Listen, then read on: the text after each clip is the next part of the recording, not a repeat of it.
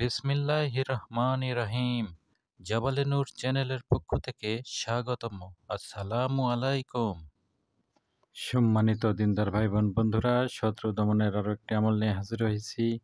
এই আমলটি করলে শত্রু খুব দ্রুতই ধ্বংসপ্রাপ্ত হয়ে যাবে। সে জিন্দেগিতে আর মাথা উঁচু করে দাঁড়াতে পারবে না, সব সময় আপনার সামনে মাথা নিচু করে থাকবে। এটি খুবই মারাত্মক একটি আমল। কাজে এই আমলটি কখনোই অন্যায় কাজে অসৎ উদ্দেশ্যে সামান্য ঝগড়া বিবাদেই বা সন্দেহমূলক হিংসামূলক এই আমলটি করবেন না। এই আমলটি কখন করবেন? যখন শত্রুর অত্যাচারের মাত্রা দিন দিন বৃদ্ধি পাবে এবং তাকে যদি কোনোভাবে থামানো না যায়, সেক্ষেত্রে এই আমলটি করবেন। ইনশাল্লাহ শত্রু চিরতরে ধ্বংস হয়ে যাবে। খুবই সহজ একটি আমল। এই আমলটি করবেন যে কোনো শনিবার বা মঙ্গলবার। শনিবার সকালবেলা অথবা মঙ্গলবার বিকালবেলা এই আমলটি করবেন। যখন এই আমলটি করবেন তখন পাক পবিত্র হয়ে নেবেন, নির্জন স্থানে বসবেন, জায়নামাজে বসবেন, কিবলামুখী হয়ে বসবেন। শত্রু ধ্বংসের নিয়ত করবেন, দরুদ ইব্রাহিম পাঠ করবেন। আল্লাহ তাআলার কাছে শত্রুকে ধ্বংস করে দেওয়ার জন্য সাহায্য প্রার্থনা করবেন।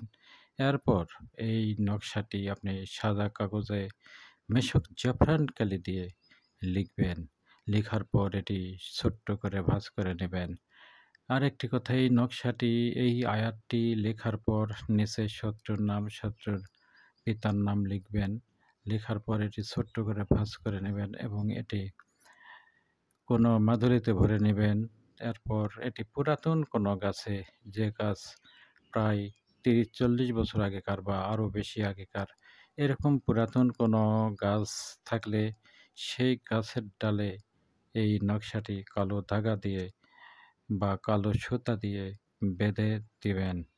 এটি যখন বাতাসে দুলবে তখন শত্রুর জানকান্দানি শুরু হয়ে যাবে, শত্রুর বরবাদি শুরু হয়ে যাবে, শত্রুর তাবাহি শুরু হয়ে যাবে, শত্রুর ধ্বংসলীলা শুরু হয়ে যাবে। শত্রু চিরতরে অসুস্থ হয়ে যাবে। সে চারদিক থেকে অন্ধকার দেখবে। শত্রু শত্রুতা ছেড়ে দিবে। সে একেবারে নাজেহাল পেরেশান হয়ে যাবে।